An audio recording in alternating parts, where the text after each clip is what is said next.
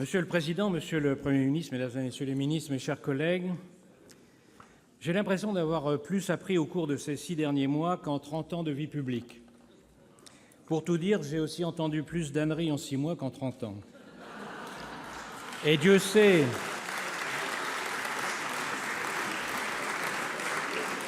Et pourtant, depuis 30 ans, nous en avons tous entendu pas mal.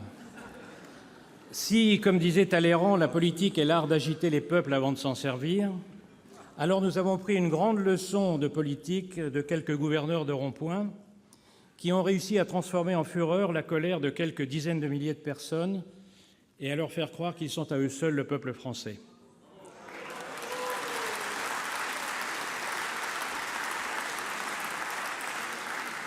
Il ne reste plus aujourd'hui dans les rues le samedi que quelques acharnés d'un mouvement sans but et sans programme, zigzaguant le long des boulevards comme des canards décapités, s'enivrant de selfies sur fond de poubelles en feu en répétant « on ne lâche rien » sans qu'on sache d'ailleurs ce qu'ils tenaient. Le spectacle est navrant et pourtant beaucoup d'inquiétudes sont réelles. L'objectif du grand débat, si j'ai bien compris, est d'y répondre. Sa principale vertu, c'est qu'il a remplacé les révoltés des braseros, plus centrés sur eux-mêmes qu'un trou noir et refusant tout dialogue, par des élus locaux et leurs concitoyens dans les mairies.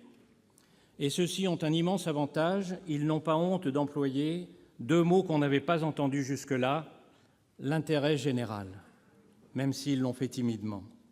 Pour parler en termes freudiens, les Gilets jaunes, c'était le ça. Le grand débat, c'est l'ébauche du surmoi. Mais l'ébauche seulement, car il reste la profusion et la dispersion des milliers de contributions écrites ou orales. Il reste le fait que beaucoup de propositions entraîneraient un résultat terriblement français, l'explosion des dépenses publiques.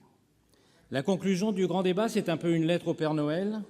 Et si le président ne veut pas passer pour le père Fouettard, il va devoir réussir à expliquer que la différence entre le grand débat et le gouvernement, c'est que le gouvernement ne peut s'affranchir du réel. Et le réel, c'est que nous sommes les champions du monde de la dépense publique et des prélèvements obligatoires. Emmanuel Macron l'avait expliqué lors de la campagne de 2017, tout comme d'ailleurs son adversaire de la droite républicaine. Ni le constat ni les remèdes n'ont changé depuis. Il s'appelle réforme des retraites, la vraie, de la fonction publique, de l'assurance chômage, du code du travail, de l'éducation et de la formation, de l'urgence climatique, etc. Si l'issue du grand débat devait être de l'oublier, de céder à tous ceux qui demandent, entre guillemets, des annonces fortes, c'est-à-dire en clair encore plus de dépenses, alors tout est perdu. En un mot, le président a promis d'entendre le grand débat, et c'est heureux, mais il va falloir aussi, pour une part, qu'il lui résiste. Et qu'il résiste d'abord à la désespérance tendance de ce pays à tout attendre de l'État, ce qui ne conduit ni à l'optimisme ni à l'initiative. Pour preuve, les enquêtes qui nous apprennent qu'une majorité de jeunes Français ont peur de l'avenir, ce qui n'est jamais arrivé nulle part dans l'histoire, pourtant infiniment plus ingrate envers toutes les générations qui nous ont précédés qu'envers la nôtre. Ce ne sont pas les temps qui sont devenus plus durs, c'est nous qui nous sommes amollis. Il y a un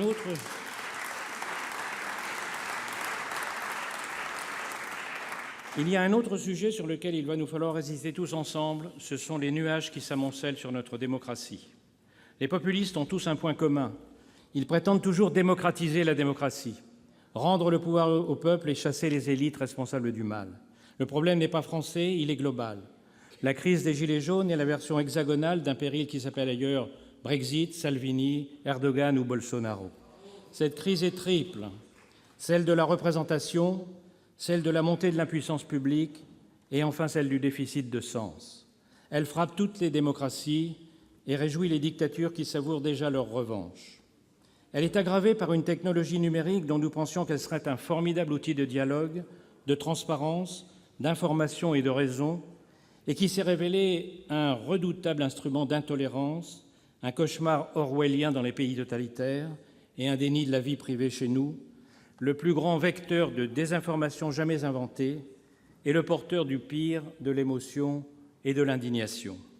Nul ne ment autant qu'un homme indigné, disait Nietzsche, et nous sommes aujourd'hui atteints d'indignationnisme. Et c'est le moment où certains, Monsieur le Premier ministre, vous demandent de remplacer la démocratie représentative par la démocratie directe. Parce qu'on peut aujourd'hui se procurer d'un clic un costume, une voiture d'occasion ou même un partenaire d'un soir, certains pensent qu'on peut faire la loi ou révoquer le président en un clic. Ils ne voient pas que cette démocratie directe-là, c'est ce que nous avons sous les yeux depuis 6 mois, la démocratie des réseaux antisociaux, avec, au nombre de followers, Fly Rider comme président. Fly Rider. La foule est traître au peuple, disait Victor Hugo. Et la démocratie directe proposée par les populistes est le triomphe de la foule. Nous voyons bien déjà que derrière le masque avenant du référendum d'initiative citoyenne se cache le visage plein de ressentiment du référendum révocatoire. Je comprends que l'on souhaite une démocratie plus participative dans cette 5e République si, comment dire, jupitérienne. Et il va nous falloir trouver un équilibre. Mais ce n'est pas au moment où tout semble glisser, déraper, devenir incontrôlable qu'il faut affaiblir la démocratie représentative. Entre Montesquieu et Tocqueville d'un côté, Drouet et le boxeur du Pont des Arts de l'autre, je choisis les premiers, même s'ils n'ont pas d'amis sur Facebook.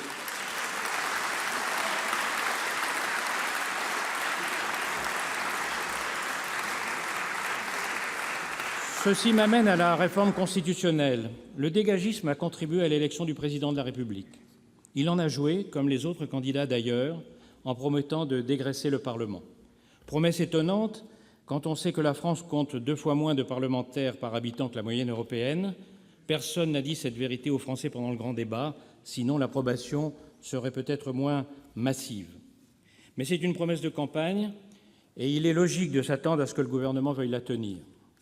Le président du Sénat l'a bien compris, qui avait accepté le verdict des urnes avec discipline républicaine et avec fermeté, en disant au chef de l'État que le Parlement était prêt à envisager un plan social, mais pas une hécatombe. Il n'était pas loin de toper. Récemment, j'ai cru comprendre que les relations du Sénat et de l'exécutif s'étaient rafraîchies.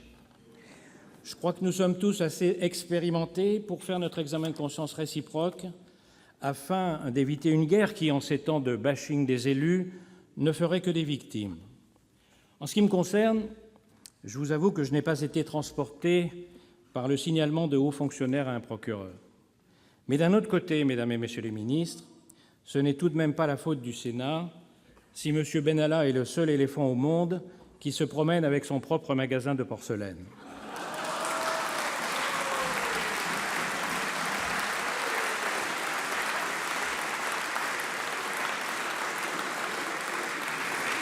Il faut sortir de cette crise qui fait tant de mal à la France et à son image, et ce sera difficile parce que nous avons tous compris que le dégagisme ne s'adresse pas qu'aux parlementaires, mais à toute la classe politique, président compris, à toute l'administration, haute ou pas, et même pour la première fois jusqu'à certains élus locaux. Il faut en sortir ensemble, sans démagogie et sans faiblesse, car sinon c'est ensemble que nous serons balayés par les démagogues et les faibles, par tous ceux qui combattront les réformes courageuses dont la France a besoin et qui soutiendront celles qui continueraient à nous faire plonger.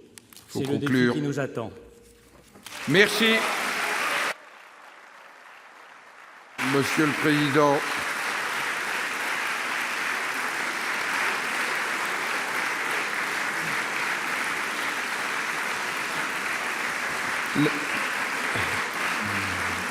La parole est maintenant au président Retailleau pour le groupe Les Républicains.